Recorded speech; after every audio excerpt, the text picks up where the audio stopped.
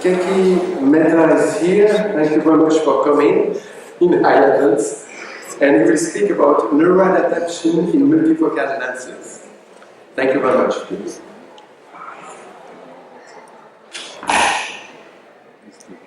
I'm going to talk on a topic which really people don't want to talk about, much less think about it. Problems with multifocal items. The question is, after you put a multifocal, most surgeons like to wash their hands off the patient. Hopefully the patient will not complain too much, or if he complains, the office staff will have to talk back and listen to him. Most surgeons simply dismiss the complaints, and many patients are happy with the surgical outcomes, won't mention they are having problems with vision unless you ask a pointed question. Now, one thing which we are aware about, that you don't really see with the eye. The eye only converts light into electrical energy. You see with your brain.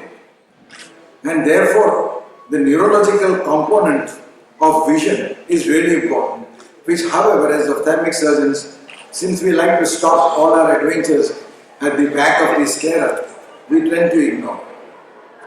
In multifocal pseudophakics, neural plasticity probably explains the common observed improvement that there's contrast sensitivity improves significantly at 6 months. Better contrast sensitivity is there in bilateral multifocals compared to unilaterals, and that perceptual learning, that ability to learn after surgery when experience produces, gives us much better results. There were new systems which came about, and they were known as revital systems, which was a non-invasive, patient-specific perceptual learning program based on visual stimulation. It facilitated neural connections at the cortical level with computerized vision training using a concept known as Gabor patches. Let me explain a little more on what we are talking about, so that when I go a little more deep into it, you won't get lost on the way. Gabor patches essentially are nothing much more than what we call the building block of a visual stimulus. What they do is, it analyzes the contrast threshold with the presence of what we call as flankers. Flankers are lines which run along the side of a patch. Using a masking technique, which we call the lateral masking technique, these patches or angulations can be used to train people to see better.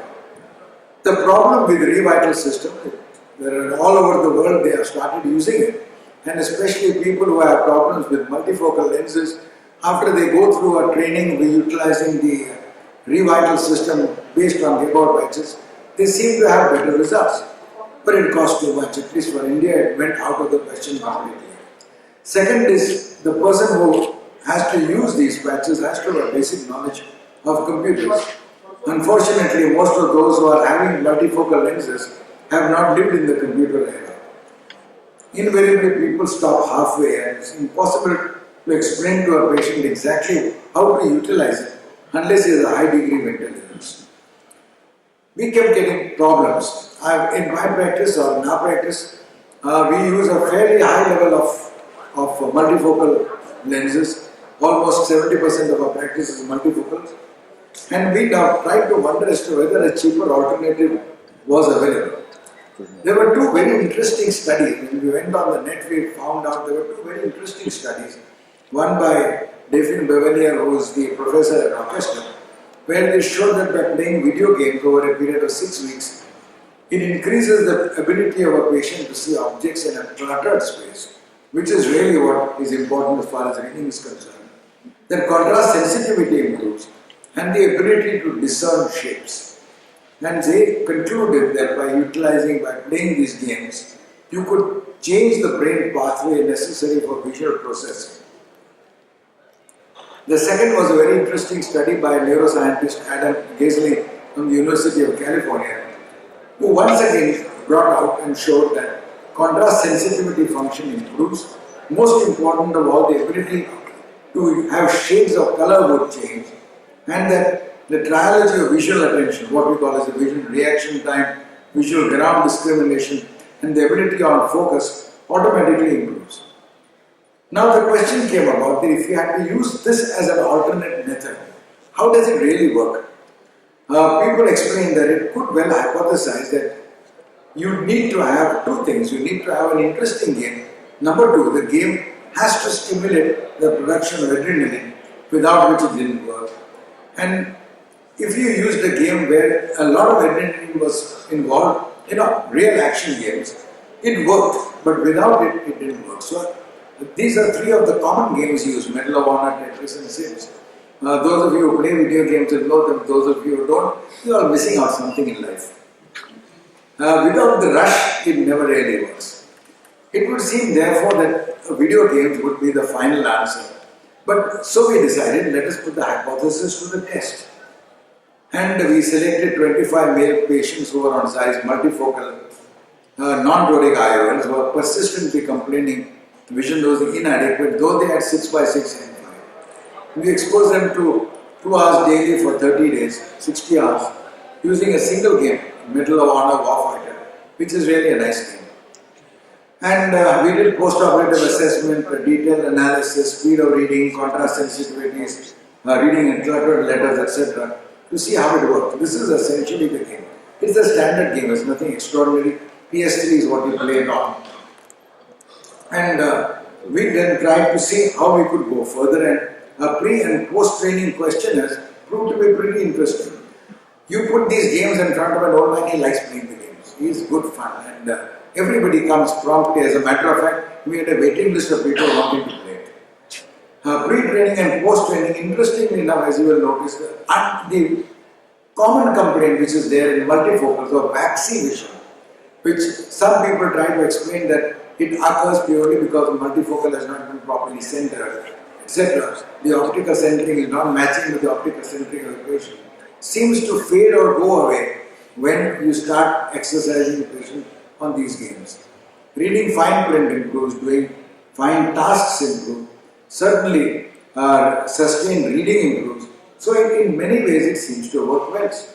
But the question was, okay, we needed some method. I mean, here this was only a subjective way. Patient says he saw. I wanted to measure. I mean, I'm not satisfied with what the patient says. I mean, he may just like to play more games, so he comes back. And we started evaluating to see how whether we could read faster on totally different groups of words and letters. Again, we found that post-training, there was a little improvement. Not very great. Roughly about 20%, 25% improvement is there. Mind you, this is over 30 days. So the interesting part is that the cluster reading also improved, which I think is really important. We then try to evaluate glare. Glare is one other problem. They keep saying they see glare, they see multiple rings, they have problems. Does that improve? Because that we know is because of the lens itself. In theory, it is not supposed to improve. It remains static. You are supposed to discern this, but it can't go away. Again, once again, though significant improvement was not there, it changes were there. Interestingly enough, the glare of a book remained, though the glare on television decreased. We started doing contrast sensitivity, post-video game evaluation. All were done using the Vector CST 1000 glare tester, 3 months following surgery, to see if changes occur. Once again, the reading improvement of CST was only marginal, hardly measurable. Okay, showed a little less glare. Could this be due to a better adaptation? I'm going to leave you with a simple summary and a question. A simple technique, easily adaptable. Number of cases is still too little to evaluate. There seems to be some truth in the concept. You need a more detailed analysis. But is this then the simple answer to the adaptive problems of multifocals which we are trying so hard to search for? Thank you for your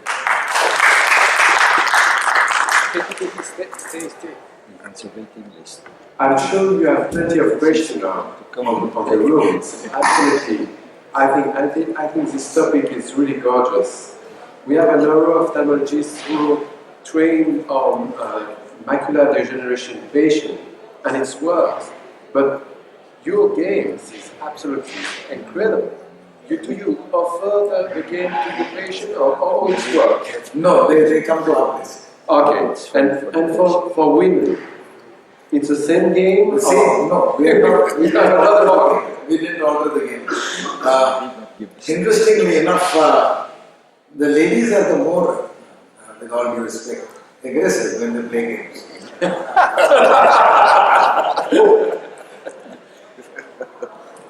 And do you do this game also for macular degeneration, or did you extend? We haven't tried it. We are now thinking on applying it for different areas where time interval is required for discerning or interpreting words and letters.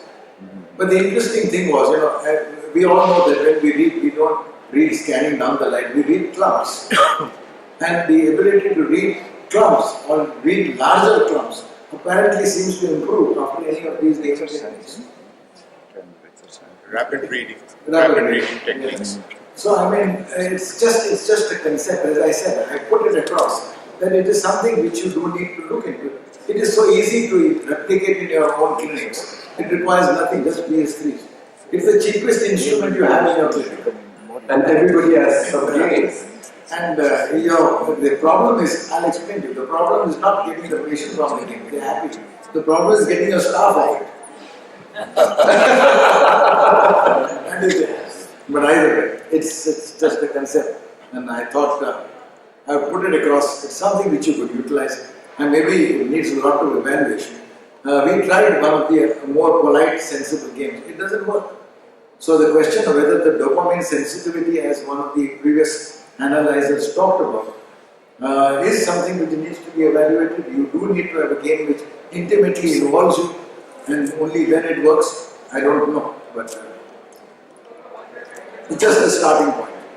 We have a ice race car every year in our group, just for fun. I mean, you take two cars, and they always separate the young one who play a games car with a PC3, and the other one, whole one, because every young people is far away than the other one, because they play game all the night, and I'm sure it's working.